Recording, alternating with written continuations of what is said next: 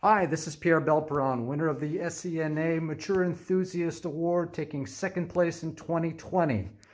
I'm very thrilled to be a recipient of this award because, well, if you look at the wall in my garage and see that there's all kinds of awards and memorabilia, none of it is really for me in terms of anything that's ever been won. Yes, I've got posters from Swedish Car Day and a hanging from Charles River Saab where I was the service manager. But if you look at all the awards, none of them really belong to me. There's a second place in an STPR rally, a first place in a Scotney hill climb in Vermont, a couple of other Canadian rallies, the Lanark Forest Rally and the Bancroft Forest Rally, but those aren't for me. There's even a 2012 Rallycross Championship for New England that was won in a Saab, but again, that wasn't for me. That stuff all belongs to my kids.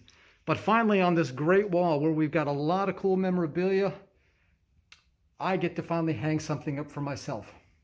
So, SCNA, thank you very much.